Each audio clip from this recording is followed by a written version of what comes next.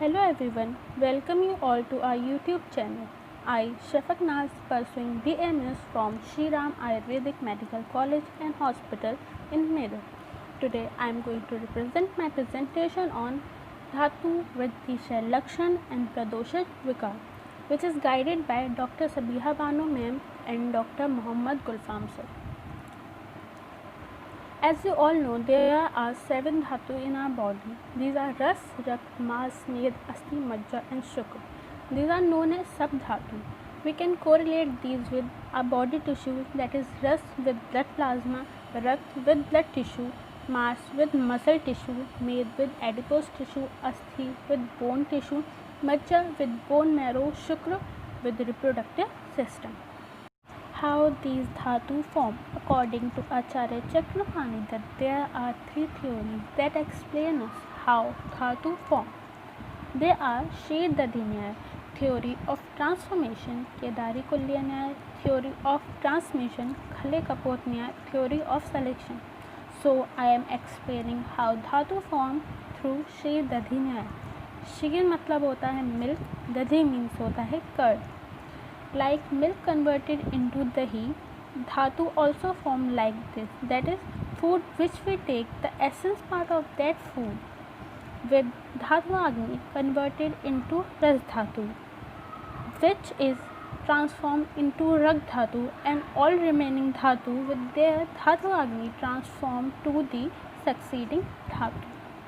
If there is any imbalance in dhatu, that is Kshay or Vriddhi, it may cause disease.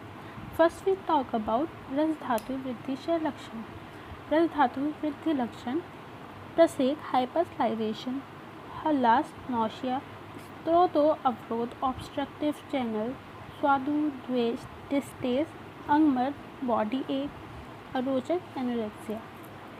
Ras Dhatu Kshay Lakshan: शब्द सहिष्णुत्व, unable to tolerate noise, रुक्षता, तृष्णता, शून्यता, कम, ट्रेमा, हाथ पैर का कपकपाना, हृदय शूल, chest pain.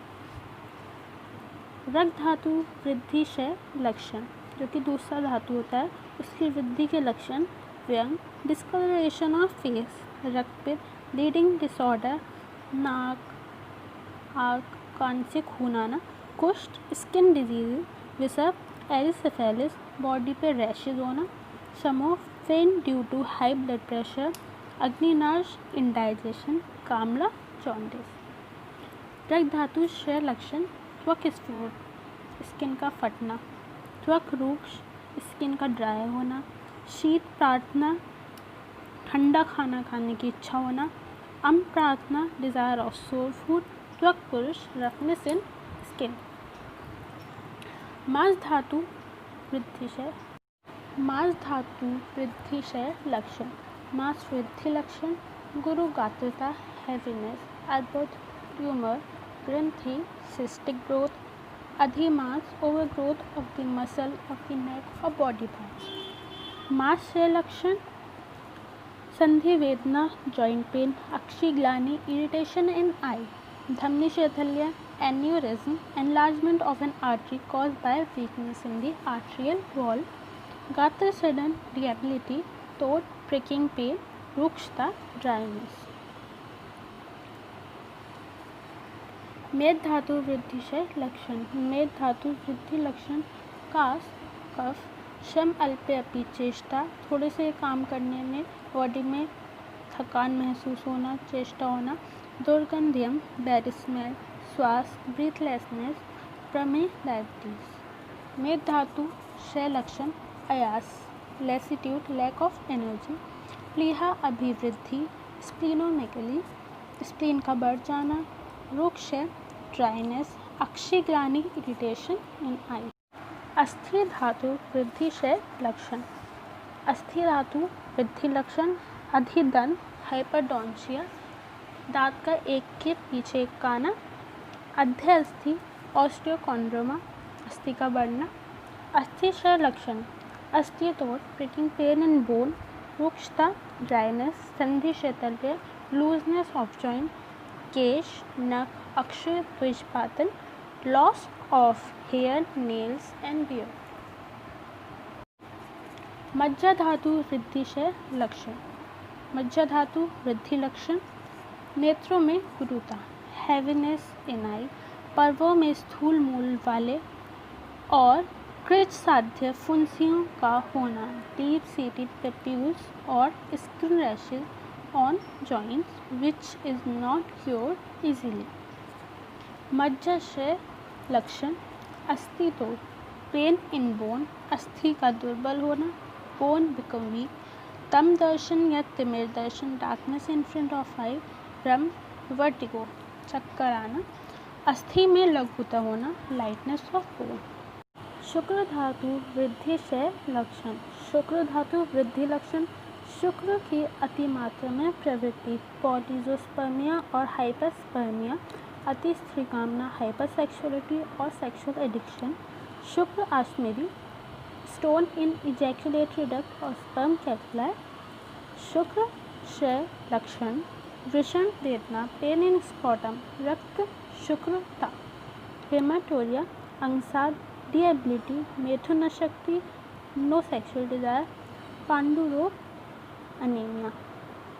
धातु के क्षय और वृद्धि होने पर शरीर में विकार उत्पन्न होते हैं जिन्हें धातु प्रदोषज विकार कहते हैं। रस धातु प्रदोषज विकार, हैवीनेस इन बॉडी, फीवर। रस धातु दूषित हो जाता है और अग्नि शरीर में फैल जाती है जिसकी वजह से बॉडी का टेम्परेचर इंक्रीज हो जाता है और फीवर होता है। अनीमिया।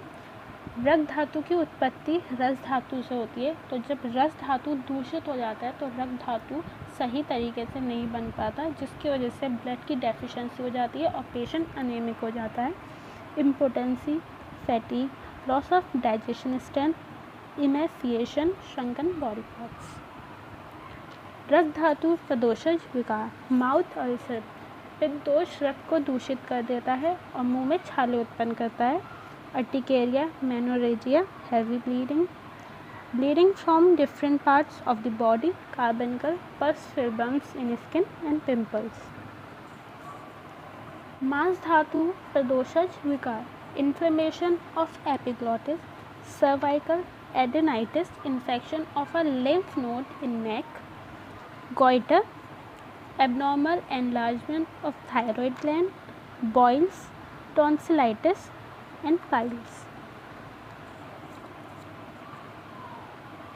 मेद धातु प्रदोषज विकार, प्रीमोनिटरी साइंस एंड सिम्टम ऑफ प्रमेय, goiter, tumor, diabetes, weakness, excessive sweating, thirst. अस्थि धातु प्रदोषज विकार, hypertrophy of bones, excess teeth, cracking sensation in the teeth, deformity of hair, body hairs, nail as well as beard, discoloration of hair, crackling sensation and pain in bone. मज्जा धातु प्रदोषज विकार, darkness in front of आई, आंखों के आगे अंधेरा हो जाना, pain in small joint, delusion, dizziness, चक्कर आना एंड फेंटिंग, बेहोश होना। शुक्र धातु प्रदोषज विकार, इम्पोटेंट, स्टेराइल, एबॉर्शन और मिसकैरेज इन फीमेल बिकॉज दूषित शुक्र विकृति उत्पन्न करता है जिस वजह से गर्भपात होता है। Lack of erection and enjoyment in sex.